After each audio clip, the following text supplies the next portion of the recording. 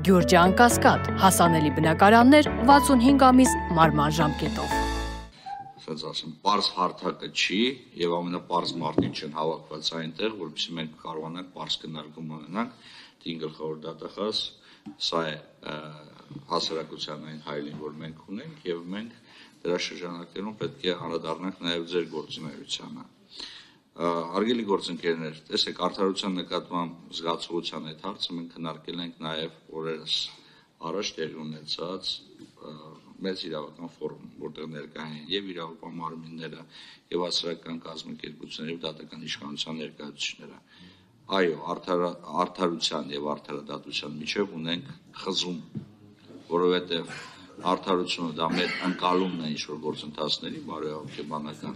արդարադատությունը դա դրան հասնելու այն իրավական գործընթացների համակցությունն է, որի միջոցով հնարավոր է հասնել արդարության զգացման ձևավորմանը։ Հիմա տեսեք, բայց մի օրինակ եմ ուզում բերեմ, որ շատերի համար հստակ լինի։ Օրեր առաջ մենք մամուլից տեղեկացանք, որ օրինական ուժի մեջ է մտել մի դատավճիռ, որով անձը, որը մի քանի անձանց սպանության մեջ էր մեղադրում, դատապարտվել է ցմահ ազատազրկման։ Հարցը փակվեց, որովհետեւ քննարկում չծավալվեց, որովհետեւ կներեք, նորմն էլ է հասկանալի եւ ընկալելի, պատիժն էլ է հասկանալի եւ ընկալելի, իրավիճակն էլ է հասկանալի եւ ընկալելի, որովհետեւ մենք օրենքների ընկալման խնդիր ունենք հասարակության մեջ։ Տեսեք, մենք համարում ենք անբարոյական իհարկե եւ անբարոյական եւ հակաիրավական եւ քրորեն բաժելի սպանությունը, գողությունը, ավազակությունը եւ այլն, բայց օրինակ այլ ծանր հանցագործությունների նկատմամբ նույն վերաբերմունքը չունենք մեր հասարակության մեջ։ Օրինակ, կաշառք տալու վերաբերյալ նույն վերաբերմունքը չունենք։ Կոռուպցիոն ռիսկերի հետ կապված կոռուպցիոն հանցագործությունների վերաբերյալ նույն դիրքորոշումը չունենք։ Սա մեր բոլորիս խնդիրն է, թե իշխանության, թե ընդդիմության, թե իրավապահ մարմինների։ Կներեք էլի, 1980 էլի,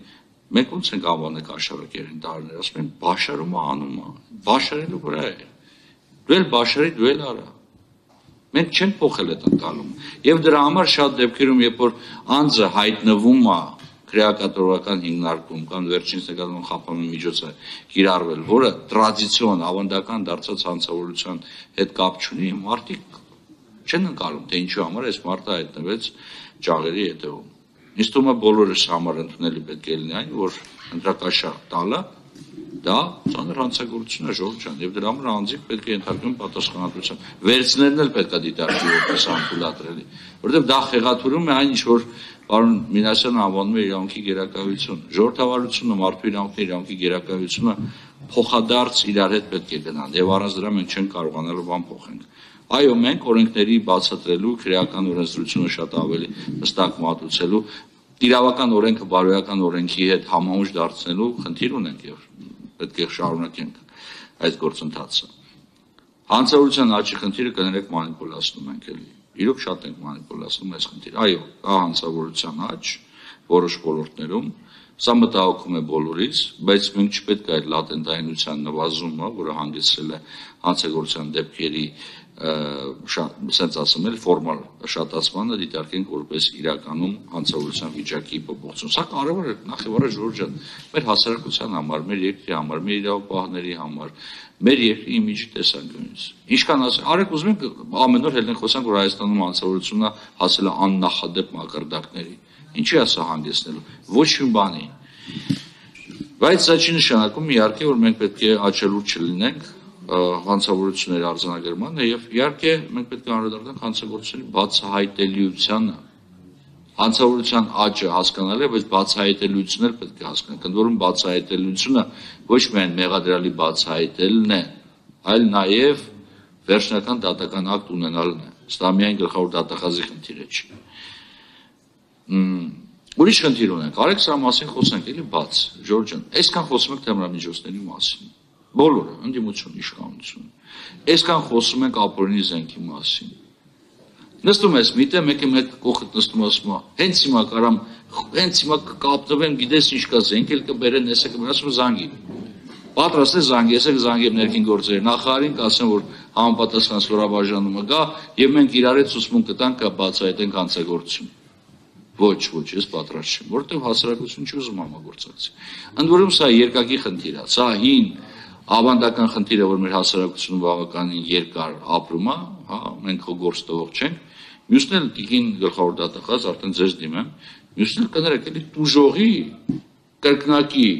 վիկտիմիզացիայի խնդիր է։ Տուժողը մի անգամ արդեն տուժել է, որի նկատմամբ հանցագործություն կատարել, ամեն իրավապահ մարմիններում հայտնվելու պարագայում մի հատ էլ այդ բանը ամեն ինչով անցնում է։ Մենք պետք է փոխենք վերաբերմունքը տուժողի նկատմամբ։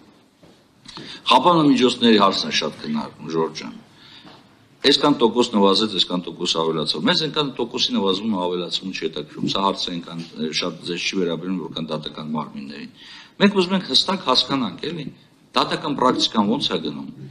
Այս շաբանիշների արկայության պարագայում դատարանը պետք է կիրառի կալանք խափանման միջոց։ Մեր համար անհասկանալի է մնում, թե ինչու կոնկրետ մի դեպքի նկատմամբ կիրառվում է այդ կալանքը, մի դեպքի նկատմամբ չի կիրառվում։ Չեմ ուզում, որ մենք հայտնվում ենք մի իրավիճակում, եւ այս մանիպուլյացիաները կապված նրա հետ, որ կալանքը դիտարկվում է որպես սուսմուն կորզելու միջոց, դառնա մամուլում շրջանառվող լուր։ Մենք սրա դեմ պետք է պայքարենք։ Եվ միասնական պրակտիկա պետք է ձևավորենք կալանքի հետ կապված։ Ի վերջո նաև մի հատ է կարևոր բան կա, սա դատական իշխանությանն է մեսիջ։ Ինչքան արագ քրեական գործերը քննվեն, այդքան կնվազի կալանքի որպես այսպես կոչված խափանման միջոցի ազդեցությունը։ Տիկին գլխավոր դատախազ, առիթ ունեցել եմ ձեզ ասեմ սրա մասին եւս մեկ անգամ կրկնեմ։ Իմ կարծիքով դատախազությունը պետք է չափազանց կարևորի գործերի դատական հեռանկարը։ Գործերը, որոնք հայտնվում են դատարանում, պետք է ունենան գործերը, որոնք հարուցվում են, պետք է ունենան դատական հեռանկար։ Եվ շատ կուզենայի, որ ձեր զեկույցի մեջ նաև արդեն նշեցինք, հակիրճ է, օրենսդրին մեսիջ ուղարկեք։ Ինչպես օրենսդրական ակտերի միջոցով մենք կարող ենք նվազեցնել հանցավորությունը, ինչպես կարող ենք պայքարել հանցավորության դեմ, որովհետև կներեք մեր մոտ այլ իրավիճակ է։ Երբ որ մենք տեսնում ենք ինչ-որ ոլորտում հանցավորության դեպքերի աճ, մենք առաջնորդվում ենք հետևյալով՝ խստացնենք պատիժը։ Ուզում եք քրեական օրենսդրությունը փոխենք բոլոր հանցանքների համար, տանք ցմահ ազատազրկում։ Իրավիճակը չի փոխվելու։ Եթե մենք չենք կանխարգելում, եթե մենք չենք հասկանում հանցագործության ճարտարապետությունը, մենք չենք կարողանալու խնդիրները լուծենք։ Պարոն Մինասյանը ցավոք գնաց, բայց պետք է նշեմ հետևյալը, Ժորժ ջան, չի կարող Հայաստանի Հանրապետությունում լինի Հայաստանի Հանրապետության անունից ընդունված դատական ակտ, որը չկատարվի։ Սա իրավական պետության հենքն է։ Անկախ նրանից հաճելի է դա ինձ համար, թե ոչ, հաճելի է մեր դիմադիր, թե մեր իշխանական գործընկերների համար կամ որևիցե մեկի համար դատական ակտը պետք է կատարվի։ Պարոն Մինասյանը չկա ստեղ, քննչական մարմինների կարգավիճակին է անդրադառնում։ Հա, համաձայն եմ, Ժորժ ջան, քննչական մարմինների կարգավիճակ, հիմա էլ ես ասեմ, էլի, սահմանադրությամբ է նախատեսված։ Մենք հակակոռուպցիոն կոմիտեն որ ստեղծում ենք, չկարողացանք հակակոռուպցիոն կոմիտեին տալ ինքնավար մարմնի կարգավիճակ, որովհետև ինքը դիտարկում որպես քննչական մարմին ունի այդ կառուցվածքը։ Սահմանադրական բարեփոխումների խորհրդի նիստերն էլ հարգելի գործընկերներ, ոչ մեկը չեկա, ոչ մեկ այդ առաջարկը չներկայացնեք։ Սա ձեր իրավունքն է, չեմ քննադատում։ Բայց չեք եկել, չեք ասել։ Չէ, ընդդիմության ներկայացուցիչը սահմանադրական խորհրդի նիստերում ունի կարգավիճակ եւ պետք է մասնակցի։ Հա, հիմա չեմ կարող չանդրադառնալ Ժորժ ջան, էթիկայի կանոններին։ Լավ, արեք հիմա ստե շատ անկեղծ լինենք, էլի, խորհրդարանական էթիկայի կանոնների հետ կապված։ Այդ մյուս հարցն է, բայց որոշ բաներ կա, որ պետք է բանան։ Արդյոք մենք ձեր հետ միասին կարողանում ենք ձևավորել քաղաքական մշակույթ։ Չեն կարող այդ մշակույթը ձևավորել։ Այս հարցը Տիկին Թովմասյան, ես տեղափոխեմ մյուս հարցը քննարկում, որովհետև շատ կարևոր է, բայց տեսեք, դուք ինքներդ եք բարձրացնում այս քննարկման ընթացքում, ասում եք SSS պատգամավորները հայհոյանք տվեց։ Լավ չի, խորհրդարանի շենքում հայհոյանքը պիտի չլսվի ընդհանրապես։ Բայց ես ուրիշ բան եմ ուզում ասեմ, տեսեք, ասեցիք, որ դուք փորձում եք միջամտեք, կանխեք, զսպեք եւ այլն։ Այո, փորձել եմ։ Եվ հուսամ կարողացել եմ։ Բայց ինձ մի բան կարեք բացատրեք, էլի օրինակ, երբ որ ես գալիս եմ, փորձում եմ զսպեմ բոլորին, երբ որ պարոն Մինասյանը փորձում է զսպել բոլորին։ Եվ պատգամավորներից մեկը հեռախոսը միացած նկարում ասենց, էլի։ Չէ, ես ուրիշ բան եմ ասում, տեսեք։ Եթե նկարում է Ես ավարտեմ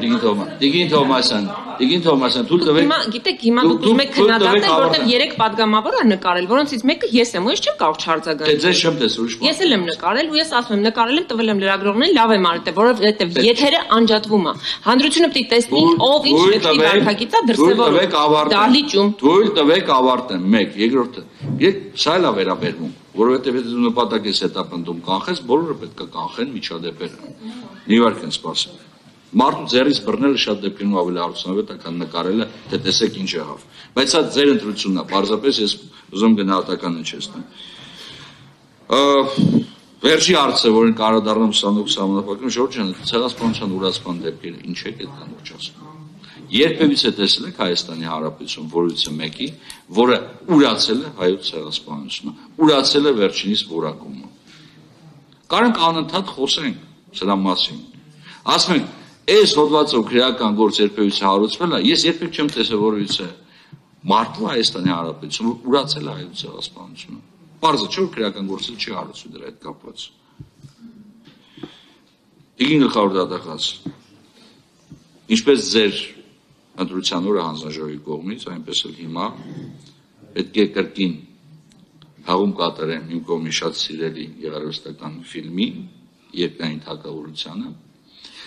որտեղ կա շատ հստակ ձևակերպում։ Դուք ասեցիք, որ դուք եք շատ սիրում այդ ֆիլմը եւ առաջնորդում եք դրանով։ Ցանկացած իշխանություն, ցանկացած անձ կարա ցանկացած անձի պարտադրի ամեն ինչ։ Բայց յուրաքանչյուր ոգ պատասխանատվություն է կրում օրենքի հիման վրա այնտեղ իր խղճի հիման վրա եւ սա շատ կարևոր մեսեջ պետք է լինի մեզ բոլորիս համար, որովհետեւ գլխավոր դատախազությունը ապահովում է այն կարևոր հենքը, ինչը մենք անվանում ենք օրինականություն, առանց որի հնարավոր չի ապահովել իրավունքի գերակայություն եւ առանց որի հնարավոր չի ապահովել ժողովրդավարությունը այս երկրում։